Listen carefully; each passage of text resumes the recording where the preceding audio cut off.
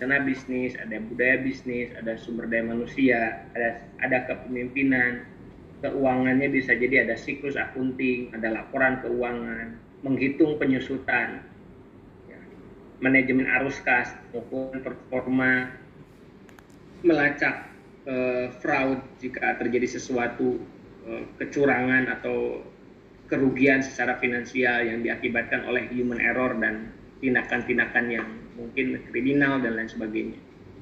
Ya, bagaimana cara menjual memasarkan, bauran pemasarannya atau marketing mixnya antara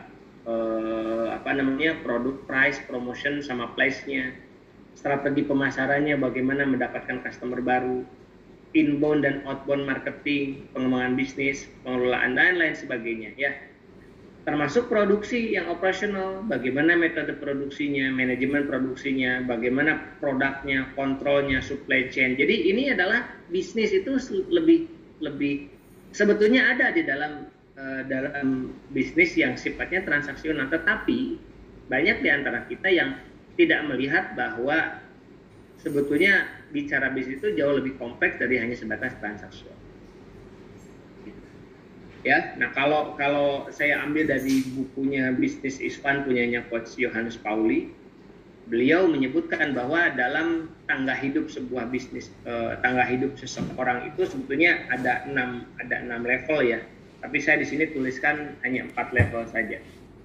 Kata beliau itu ada masa anak-anak, ada masa remaja, ada masa anak-anak, ada masa sekolah, ada masa employee, ada self-employed, ada entrepreneur, ada investor. Nah, pada saat masa anak-anak, kata beliau, kita itu semuanya ditanggung sama orang tua kita tanpa ada kompensasi apapun. Ya, artinya orang tua itu memberikan energi, waktu, uang untuk kita tanpa kita harus melakukan sesuatu. Nah, kemudian masuk ke era belajar, mulai SD, SMP, SMA, sampai kuliah. Nah, kita mulai ada transaksi, orang tua kita mau memberikan energi dan uang mereka, asal kita mau meluangkan waktu untuk belajar, kan gitu. Ini menurut Johannes Pauli. Nah, kemudian setelah itulah kemudian mungkin ada sebagian dari kita yang langsung menjadi employee. Employee itu orang tua sudah melepaskan diri kita, tetapi kita menukarkan energi dan waktu untuk mendapatkan uang dengan cara bekerja kepada orang lain. Ini employee. Nah, kemudian ada lagi yang namanya self-employee, ini mirip dengan pedagang ya. Jadi self-employee ini kita menukarkan energi dan waktu untuk bekerja kepada bisnis Anda. Kalau employee itu menukarkan energi dan waktu untuk bekerja kepada orang lain dan sebagai imbalannya kita dapat uang. Kalau self-employee itu kita menukarkan energi dan waktu untuk berbisnis dan dengan harapan bisnis yang kita jalankan itu bisa menghasilkan uang. Itu self-employee. Kemudian meningkat ke level berikutnya ada yang namanya entrepreneur. Entrepreneur itu Anda menukarkan energi dan waktu orang lain untuk bekerja kepada bisnis Anda.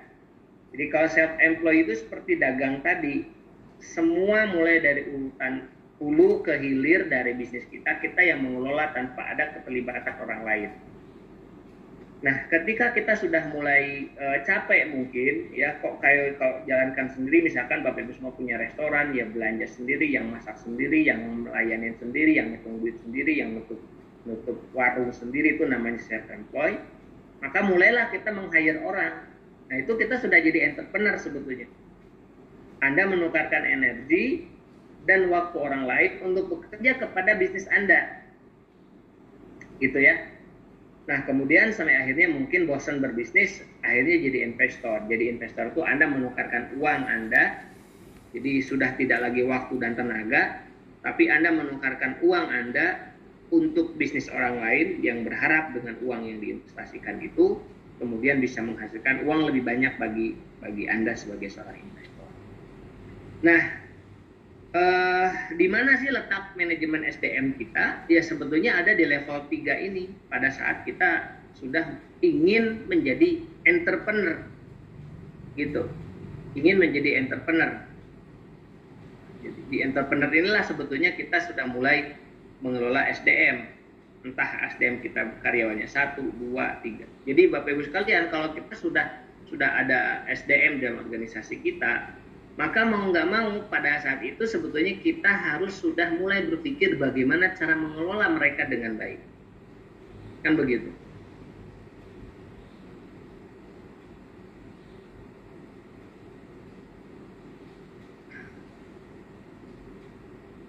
Oke, mohon izin sebentar.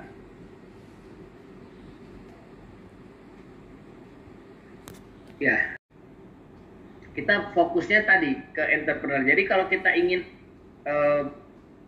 naik ke level bisnis menengah, maka kita harus bergerak, tidak boleh bekerja sendirian atau menjadi seorang self-employed, tetapi menjadi seorang entrepreneur.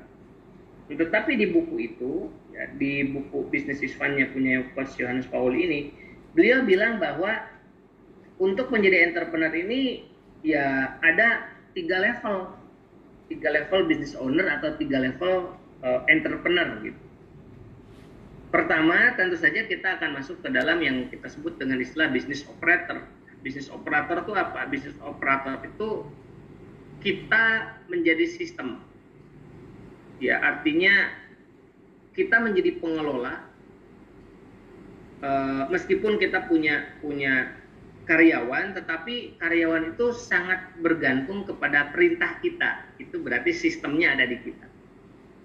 Nah, biasanya bekerja 2-3 shift sehari, bahkan bekerja di weekend. Ketika karyawan pada libur, kita malah nggak libur. Ketika karyawan belum datang, kita sudah buka warung. Ketika karyawan sudah pulang, kita baru tutup warung, misalnya begitu. Nah, ini bekerja di weekend, jadi karyawan paling teladan, uangnya banyak biasanya. Ya, jadi cirinya business owner itu ya uangnya banyak. Kenapa? Karena sudah bisa melibat gandakan waktu kan. Uangnya banyak, waktunya banyak, tetapi tenaganya habis. Nah, gitu. Kemudian, nah ini adalah tahapan pertama. Jadi kita sudah punya karyawan, tapi karyawan kita masih mengikuti kepada perintah do and done-nya itu baru masih ada di kita. Nah, kemudian yang kedua adalah business manager. Business manager itu Anda punya tim dan supervisor yang bisa diandalkan untuk membantu Anda. Kalau tadi kan kita punya tim saja, tapi semuanya masih kita yang kontrol. Kalau di business manager ini kita punya tim dan kita punya supervisor yang bisa diandalkan untuk membantu kita. Nah, tugas kita adalah membangun sistem dan hanya mengerjakan pekerjaan-pekerjaan penting saja. Jadi mungkin ada sebagian besar sudah, misalkan produksi, sudah ada operatornya, sudah ada sudah ada supervisornya di situ yang penanggung jawabnya, atau mungkin bisa jadi marketing, sudah ada tim marketing sendiri dan ada supervisor marketingnya, tapi mungkin keuangannya masih dihandle oleh kita gitu. Nah, ini masuk ke dalam kategori yang kita sebut sebagai business manager. Nah, pada saat ini ya cirinya apa? Ya kita punya tim, punya supervisor yang bisa diandalkan untuk membantu kita. Tugas kita hanya membangun sistem. Membangun sistem, setelah itu kemudian diserahkan kepada mereka supaya menjalankan sistem tersebut dengan manajemen kontrol sistem yang kita buat. Dan kita mengerjakan pekerjaan penting. Nah, uangnya banyak, tenaganya banyak, tetapi waktunya habis, gitu ya. Gitu ya, waktunya habis. Kenapa ya? Karena kita memang membangun sistem. Nah, paling tidak kita pahami dulu teman-teman sekalian, Bapak sekalian, bahwa ketika kita sudah mulai bergerak menjadi sebuah business owner atau entrepreneur ya, atau usaha mikro kecil ini, UKM ini, kita memang harus pasti akan melewati tahapan ini. Nah, kemudian seiring dengan perjalanan waktu, masuklah ke level 3 yang kita sebut sebagai business owner. Siapa business owner? Ya, si business owner itu ya pemilik bisnis, bukan manajer bisnis. Cirinya apa? Anda punya tim, punya supervisor, punya manajer, bahkan mungkin punya CEO yang bisa diandalkan untuk membantu Anda pekerjaan dan menghandle pekerjaan-pekerjaan penting gitu. Dan sudah autopilot.